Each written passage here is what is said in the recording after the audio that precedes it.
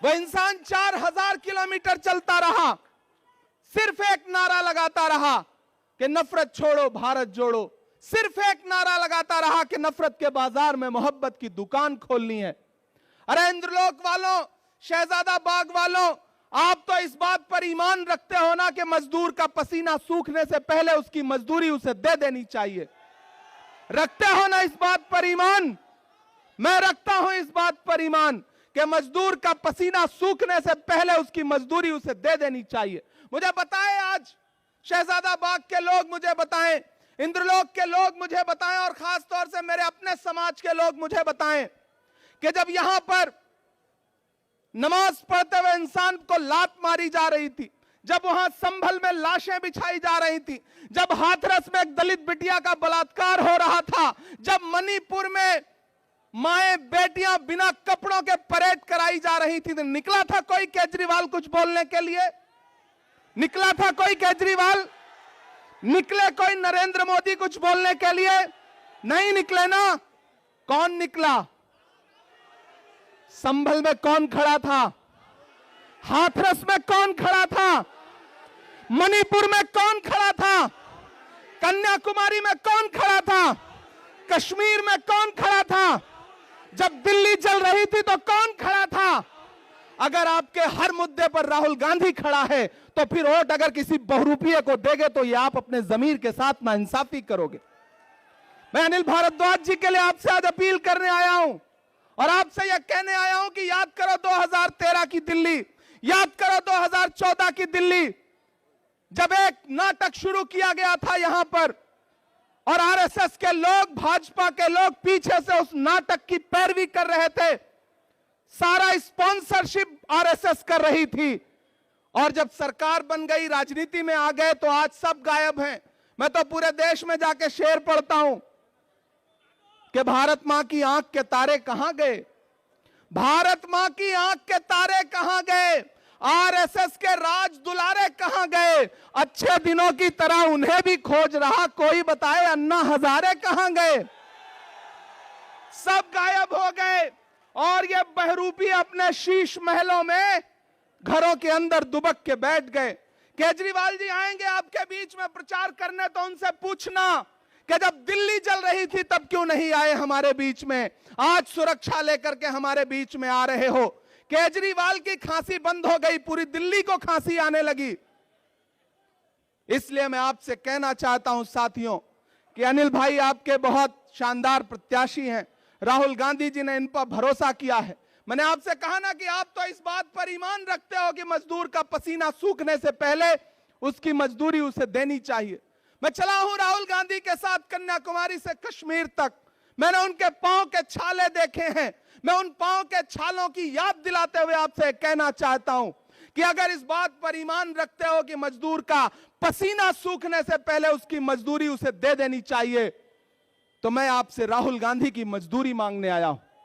और वो मजदूरी है अनिल भाई को अपना एक एक वोट देकर के हाथ के पंजे के सामने वाले बटन पे 5 तारीख को अपना एक एक वोट देकर के इन्हें विधानसभा पहुंचाइए। आपका दिया गया एक एक वोट सिर्फ अनिल भारद्वाज को नहीं मिलेगा, मोहब्बत के उस मसीहा को मिलेगा जिसका नाम राहुल गांधी है।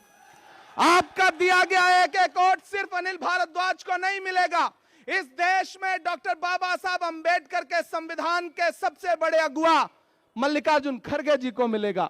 आपका अनिल भारद्वाज को दिया गया एक एक वोट सिर्फ इनको नहीं मिलेगा, इस देश में महिलाओं की सबसे बड़ी आवाज प्रियंका गांधी जी को मिलेगा। आपका दिया गया एक एक वोट सिर्फ अनिल भारद्वाज को नहीं मिलेगा, इमरान प्रतापगढ़ी पे आपका एहसान होगा, यह कहने के लिए आपके बीच में आया हूं। और आपसे गुजारिश करता हूं कि इस बड़ी लड़ाई में आपको चुनना पड़ेगा। और अकलियत के लोगों, खास तौर से मेरी एक बात सुनना और जाना, तो रात को जब सोने लगना अपने तन्हा कमरों में, तो याद करना कि एक 35-36 साल का लड़का आया था, एक बात कह करके गया। आप पिछले 3 बार से केजरीवाल को वोट देते आ रहे हो, लेकिन जब जब आपको जरूरत पड़ी केजरीवाल कहीं नजर नहीं आए। क्यों? क्योंकि उनको पता है कि आप थोक के भाव वोट दे दोगे। मैंने एक फिल्म देखी थी, उस फिल्म में एक डायलॉग था कि आग को पानी का डर बना रहना चाहिए, आपने वो डर खत्म कर दिया। आपने उनको ये एहसास दिला दिया कि आप दिल्ली दंगों पे बोलो या ना बोलो, हम तुम्हें वोट देंगे। आपने एहसास दिला दिया कि जब बिल्किस के बलात्कारी रिहा किए गए और मीडिया ने मनीष सिसोदिया से पूछा कि आप क्या बोलोगे, तो उन्होंने माइक अपने सामने से हटा दिया, लेकिन फिर भी आपने उन्हें वोट दिया। आपने उन्हें एहसास दिला दिया कि आप संभल में लाशें बिछी रहेंगी, आप नहीं बोलोगे, हम फिर भी आपको वोट देंगे। और दलित भाइयों, आपने एहसास दिला दिया कि हाथरस में दलित बिटिया के साथ बलात्कार हुआ, अरविंद केजरीवाल कुछ भी नहीं बोलेंगे, लेकिन फिर भी आप उन्हें वोट देंगे। ये भ्रम तोड़िए, उन्हें एहसास दिलाइए कि आग को पानी का डर बना रहना चाहिए। वो डर जो खत्म हुआ है, उसे 5 फरवरी को फिर से पैदा करिए।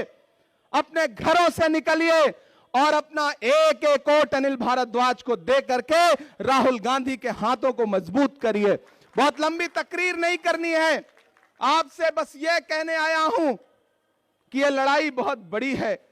यह लड़ाई नफरत और मोहब्बत के बीच में है। एक तरफ वो लोग खड़े हैं जिनके नारे हैं कि बटोगे कटोगे, मंगलसूत्र छीन ले जाएंगे, भैंस खोल ले जाएंगे, और एक तरफ कौन खड़ा है जिसका नारा है कि नफरत के बाजार में मोहब्बत की दुकान खोलनी है।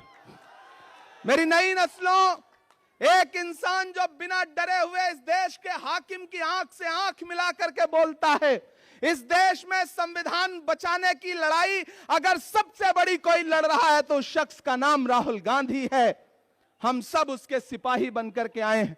मैं कोई बहुत लंबी तकरीर नहीं करूंगा, सिर्फ 4 मिसरे पढ़ूंगा, वो हक भी पूरा हो जाएगा जो आप सुनना चाहते हैं। माइक थोड़ा बेहतर कर दें, कहां है माइक? थोड़ा बेहतर कर दें। नहीं हो सकता? जैसे अरविंद केजरीवाल की खांसी सही हो गई, वैसे माइक भी सही हो सकता है भाई, थोड़ा सा बेहतर कर दें अगर हो सके तो। मैं सिर्फ 4 मिसरे पढ़ता हूं साथियों। कि खौफ नहीं जिसे, थक तो नहीं गए? नया पाने की चाहत में पुराना छूट जाता है, तुझे अपनाऊं तो मुझसे जमाना रूठ जाता है। मोहब्बत पढ़ने लिखने में बहुत आसान है, लेकिन मोहब्बत को निभाने में पसीना छूट जाता है। मुझे पता है आप पिछले 3-4 घंटे से यहां मौजूद हैं, राहुल गांधी जी का इंतजार कर रहे थे, लेकिन पिछले 4-5 दिन से ऐसा लग रहा है जैसे उनको नजर सी लग गई हो, तबीयत खराब है। आप उनके लिए दुआ भी करें, वो सेहतमंद होकर के कल से पूरे दिल्ली में प्रचार के लिए उतरे। वो खुद आपके बीच में आना चाहते थे, लेकिन उनका संदेश आया कि इमरान आप जाइए, लोगों से कहिए कि मैं नहीं पहुंच पा रहा हूं और मेरा पैगाम भी उनको पहुंचाइए। तो मैं आप सबकी तरफ से मैं चाहता हूं कि आपकी तालियों के साथ राहुल जी तक यह संदेशा जाना चाहिए।